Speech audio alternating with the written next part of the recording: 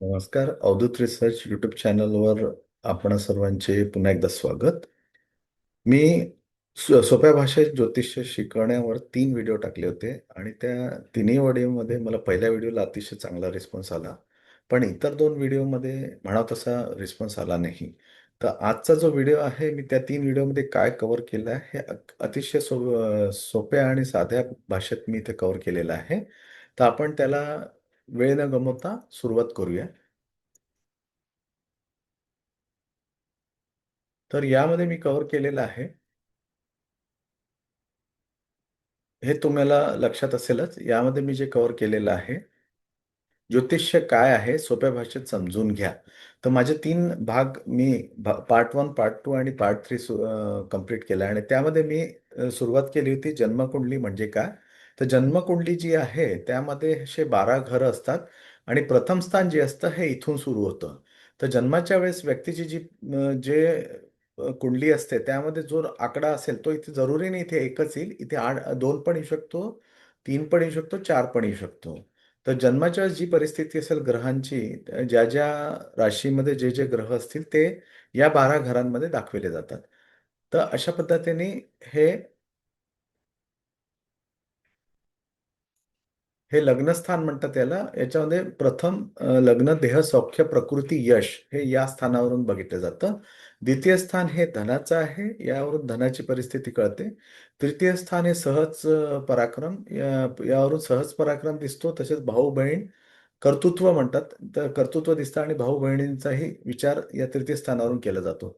चतुर्थ स्थानावरून मातृसुख बघितलं जातं आणि आपल्या घराबद्दलही माहिती मिळते. तसंच पंचम स्थानावर विद्या चतुर्थ स्थान हे वाहन सौख्याच्या दृष्टीने पण महत्वाचे असते. पंचम स्थानावरून विद्या आणि संतती या दोन्ही गोष्टींची माहिती पण मिळते. जसं पंचम हे विद्या शिक्षणाचं स्थान आहे. तसंच व्यक्तीच्या संततीबाबत सुद्धा माहिती या पंचम स्थानावरून मिळते. षष्ठ स्थानाला शत्रू किंवा रोग म्हणतात. तर शत्रू, रोग, कर्ज, मामा मावशींबद्दल असल्या सोबत कसे संबंध राहतील ते या षष्ठ स्थानावरून करता येतं. सप्तम स्थान जेव्हा आपण म्हणतो तो पुरुषाच्या पत्रिकेत पत्नीचं स्थान होतं हे आणि स्त्रीच्या पत्रिकेत पतीचं स्थान होतं हे सप्तम. यावरून वैवाहिक जीवन कसे राहील, कौटुंबिक जीवन कसे राहील, जीवनाचा भागीदारी कसा मिळेल हे या सप्तम स्थानावरून कळतं. अष्टम हे मृत्यूस्थान मानतात. नवम हे भाग्यस्थान आहे. याच्यावरून आपलं भाग्याबाबत माहिती मिळते. दशम म्हणजे कर्म, तर व्यक्तीच्या हातून कर्म कसे घडेल ते या दशम स्थानावरून कर्माबाबत माहिती मिळते. लाभस्थान हे जे एकादश स्थान असतं तर त्याप्रमाणे 11वं स्थान आहे आणि व्ययस्थान हे द्वादश स्थान आहे, 12वं स्थान आहे. तर अशा पद्धतीने ही लग्न ही जन्मकुंडली असते आणि याच्यामध्ये 12 घर ठेवलेले असतात. 12 घरं असतात आणि त्या काही जन्माच्या वेळेस जशी परिस्थिती असेल त्याप्रमाणे इथे ग्रह आपल्याला दिसतात. जसं जर समजा मी म्हणतो की कुंभेला 7.5 आहे तर इथे चंद्र या 11 नंबर जिथे असेल, जरुरी नाही 11 इथेच राहील, 11 इथे पण असू शकतो, इथे पण असू शकतो. तर चंद्र जसं आता आता या पत्रिकेमध्ये मेष लग्न दाखवलेले आहे आणि कुंभ राशीमध्ये चंद्र आहे आपण म्हणतो. तर इथे 11व्या स्थानामध्ये चंद्र असेल तर सध्या कुंभेला 7.5 सुरू आहे.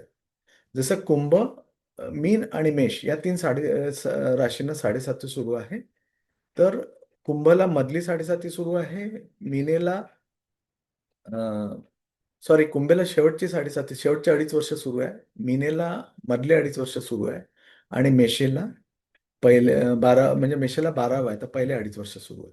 तर अशा पद्धतीने हे 7.5 लागते. तसंच आपण जर यामध्ये मंगळाचं बोलायचं झालं तर लग्नस्थानी जर मंगळ असेल, चतुर्थ स्थानी जर मंगळ असेल, 1, 4, 7, 8, 12 लग्न, चतुर्थ, सप्तम, अष्टम आणि 12 जसं आपण इथून बघू या स्थानात, या स्थानात, या स्थानात, या स्थानात, या स्थानात म्हणजे वय, लग्न, चतुर्थ, सप्तम किंवा अष्टम यापैकी कोणत्याही स्थानात जर मंगळ असेल पत्रिकेमध्ये तर त्याला मंगळाची पत्रिका म्हटली जाते. तर अशा पद्धतीने हे अम, वेगवेगळे प्रकार आहेत. आपण जसं राहू केतूचं म्हणतो, राहू केतूमध्ये जर समजा लग्नी राहू आहे आणि सप्तमात केतू आहे, सगळे ग्रह जर इकडे असतील आणि एकही ग्रह जर या साईडला नसेल तर याला संपूर्ण कालसर्पयोग म्हणतात. आणि जर सगळे ग्रह ग्रह इकडे आणि एक ग्रह जर सुटला असेल आणि तो या इकडच्या पोर्शनमध्ये कोणत्याही घरामध्ये असेल तर त्याला अंशात्मक कालसर्पयोग म्हणतात. म्हणून राहू पासून तर केतूपर्यंत, समजा इथे राहू आहे आणि सप्तमात केतू आहे, तर राहू पासून केतूमध्ये जर सगळे ग्रह आले तर याला पूर्ण कालसर्पयोग म्हणतात. आणि राहू आणि केतूपासून जर एखादा ग्रह इकडे सुटला असेल तर त्याला अंशात्मक कालसर्पयोग म्हणतात. तर पूर्ण कालसर्पयोगाचा इफेक्ट आणि अंशात्मक कालसर्पयोगाच्या इफेक्टमध्ये फरक असतो.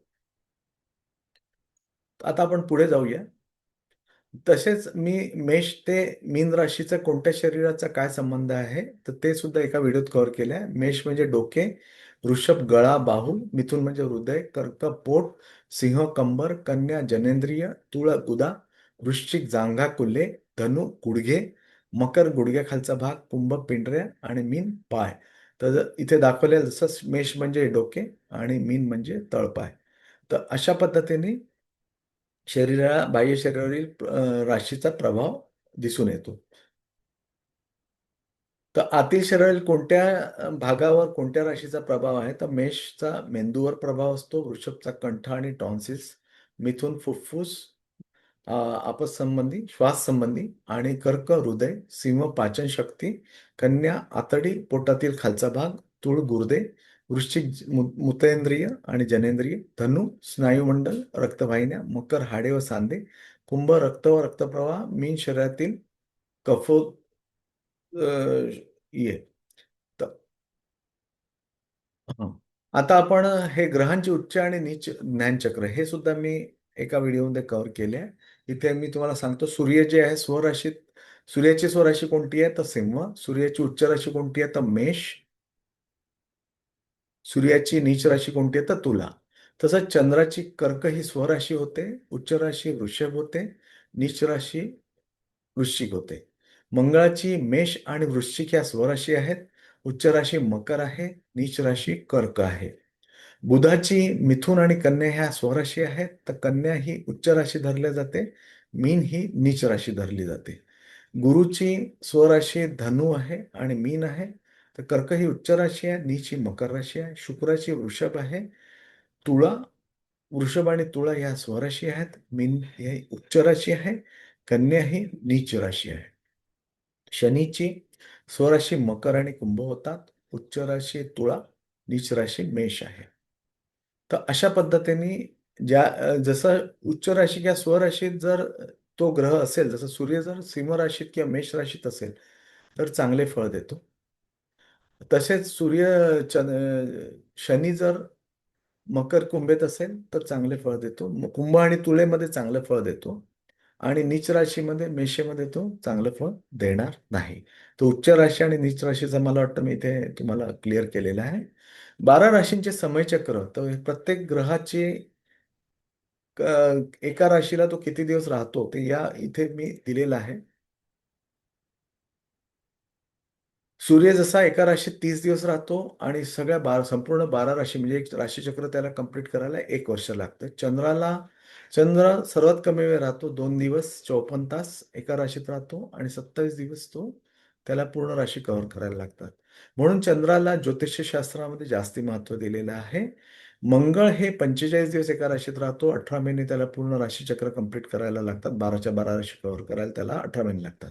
बुधाला 30 दिवस एका राशीत बुध राहतो आणि 12 वर्षात तो 12च्या 12 राशी कंप्लीट करतो. गुरु एका राशीत 12 महिने राहतो आणि संपूर्ण राशी कव्हर करायला 12 वर्ष घेतो. शुक्र एका राशीत 27 दिवस राहतो आणि संपूर्ण 12ही राशी कव्हर करायला त्याला 1 वर्ष लागतं. शनीला एका राशीत 2.5 वर्ष राहतो, 30 महिने आणि 30 वर्ष संपूर्ण 12 राशी कव्हर करायला लागतात.